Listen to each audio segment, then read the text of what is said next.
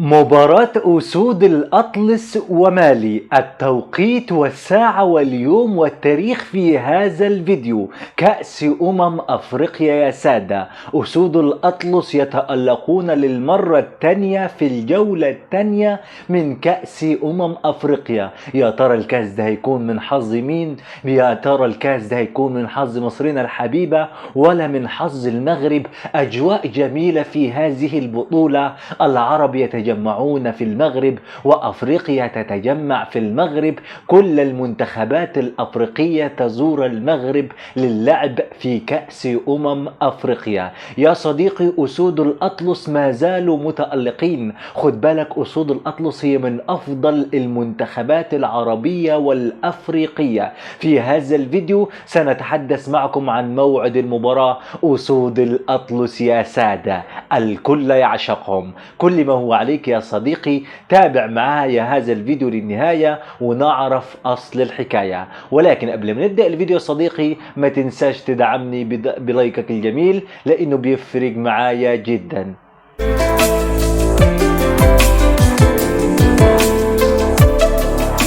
حبايب قلب الهواري في كل مكان، ازيكم؟ ان شاء الله تكونوا بخير وسعادة. صلي على الحبيب عشان قلبك يطيب.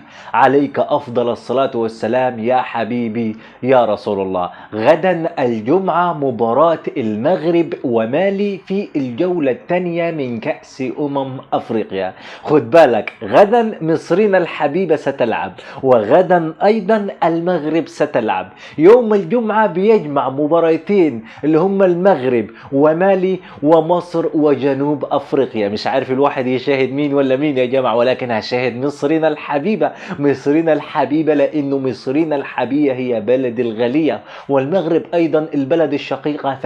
فاكيد يعني بعد ما نسمع مباراه مصرنا الحبيبه هنسمع مباراه اسود الاطلس ونشوفوا هيعملوا ايه في مالي. طبعا مالي دي يعني منتخب يعني اي كلام كده، خد بالك، ولكن في قلق من منتخب المغرب او من اسود الاطلس لهذه المباراه. يعني تحس انه كده في خوف من اسود الاطلس، ولكن ده كلام السوشيال ميديا. ولكن اللي عايز اعرفه لحضراتكم انه اسود الاطلس دول وصلوا للمركز الرابع لاول مره في تاريخ الوطن العربي. المركز الرابع في كاس العالم، مش كاس افريقيا، كاس العالم اللي بيجمع الكره الارضيه كلها وكل ما له في الكوره، فهو شارك في كاس العالم. فلذلك المغرب اسود الاطلس ستفوز في هذه المباراة بنسبة 90%، وال10% دي ممكن تكون نسبة تعادل، لا مش هتكون نسبة هزيمة. وهنشوف الماتش بكرة إن شاء الله اللي هيكون الساعة 10 مساء بتوقيت مصرنا الحبيبة، واللي هيكون الساعة 9 مساء